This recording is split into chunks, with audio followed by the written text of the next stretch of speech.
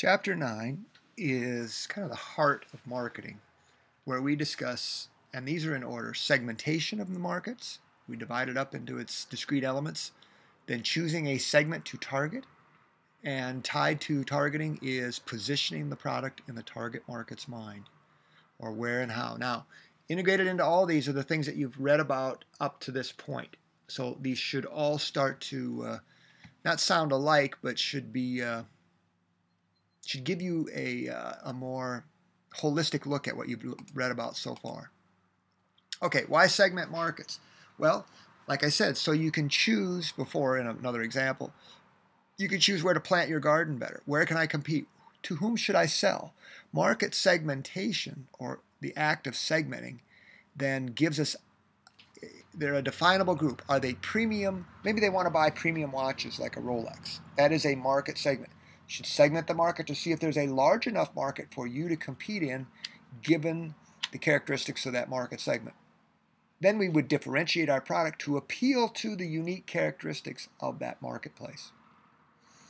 Okay, so it links the needs of the target market or the segment you're going to sell to marketing actions or activities. So do read the example. Zappos is a really good example. So what do we do in segmentation? Well, there's lots of different ways, just like there's lots of different ways to do market research, lots of different ways to segment markets. Some are very, very straightforward. How old a group is, where they live, how much money they make. That may be enough. At another level, you want to segment based on, psychological characteristics or lifestyle characteristics. So it's a continuum. You may use some, you may use one, you may use all of them, but at some level you have to segment your market because you want to know to whom are you serving and is it a large enough segment to profitably try to target, because there's money and risk involved here. Then once we know who we're going to target, we can then design a marketing program, product, features, and benefits that is tailored to that segment if we're going to target them. Pricing, promotion, distribution. They all have to agree in order to position the product in the market's mind. So if it's a premium watch like a Rolex, the product's features and benefits will be justifiably premium. The price will be high. Promotion will be where the target market or segment that we're decided to target, where they go to find information. They have unique media habits, we should know about it. And then distribution, where it makes sense to reinforce the position we want that premium watch to occupy in the target market's mind. They fit together. What I just said there is the critical mass of all marketing. There you go, different kind of sleepers. All of these are examples of different types of segmenting. Now, there might be a one-size-fits-all, but if you go look at Tide, there's different kinds of Tide. So if you go look at detergent in the store, and you'll see an astonishing array of soaps, toothpastes. Just go to a grocery store and look at how many different types of items there are in a certain category for certain segments, because the market is not all one. Just toothpaste is a good one. Lots of different choices there. There we go, different kinds of magazines for baseball. Apple Computer, build to order or mass customization has become possible through the internet. Go look at an Apple site where you can spec out or customize one-on-one within a limited range, your laptop, your computer, your iMac, and so on. We have to be careful that if we sell into a target market, that we don't cannibalize a segment that we're already serving by getting too close to it. This is why General Motors dropped Pontiac and Oldsmobiles, because the market couldn't tell the difference between them anymore, and there wasn't a distinct enough difference in the target markets and the way they viewed those brands between Chevy, Pontiac, Oldsmobile, and Buick. Hence, they got rid of a couple. So identifying market needs, actions, execute the program, measure it, determine if it's working right. So a criteria or Rules used in formulating segments: cost effective. There has to be an increased potential for return, aka profit. Segments have different characteristics. It's like, the elderly population versus the youth population. They have different needs. You serve them with different kinds of products. Similar product categories, toothpaste, but different formulations because they have different needs or different desires.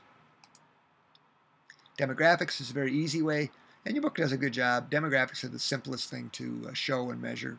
Where you live, and easily measured things, age, income, that kind of thing. Psychographics, the psychological profile that internationally is Gert Hofstede or Bowles research. Those would give very detailed types of segmentation information. And then behavioral segmentation. How do people use the product? What benefits are they looking for?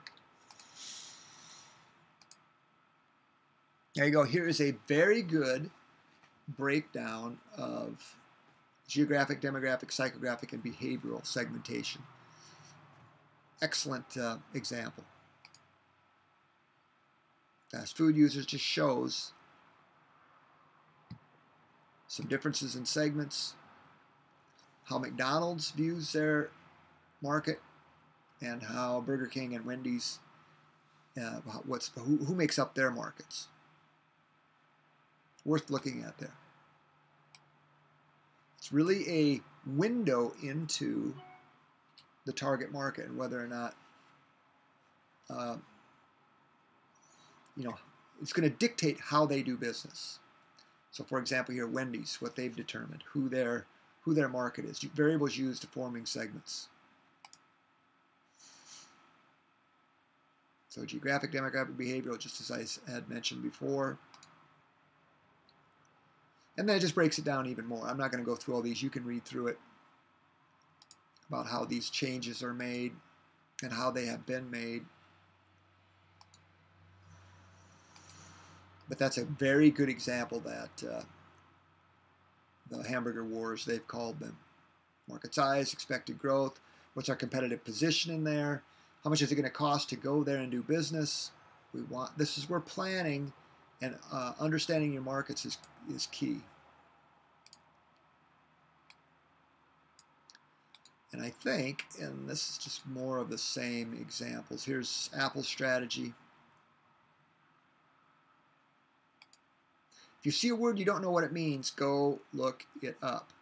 Do not skip over a word you don't know what it means, so what you're reading you truly understand. Then product positioning is, where do we want to position in the target market's mind? So that head-to-head, differentiated. Most of the time, it's, probably differentiated is probably the most common. Head-to-head would be like Coke and Pepsi.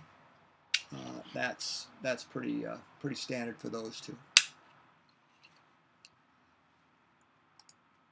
But positioning is a critical thing to understand. Again, it's in the mind of the market. That's how you want to position, and you position with your product, pricing, promotion, and distribution or place. Perceptual maps are used, and so on. And perceptions is what is the perception of the target market.